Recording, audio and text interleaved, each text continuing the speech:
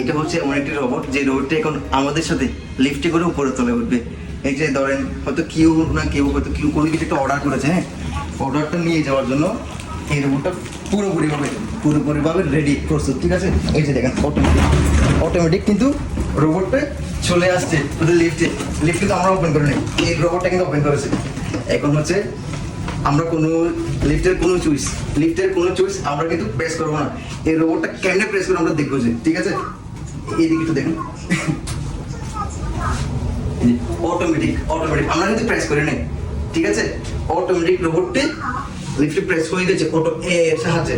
এখন কেমনে যে রুমের মধ্যে সার্ভ করবো সেটা দেখবেন আপনারা। আমরা এখন তার পেছন হাঁটবো, দেখবো যে সে কোথায় যাচ্ছে।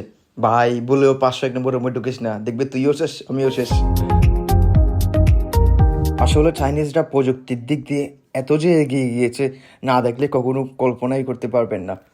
যাই হোক, অপেক্ষায় আছে কোনো না কোনো এক সময় আমাদের দেশেও এমন রোবটের সন্ধান মিলবে। দেখুন সে কিভাবে মানুষের মতো গিয়ে দাঁড়িয়েছে।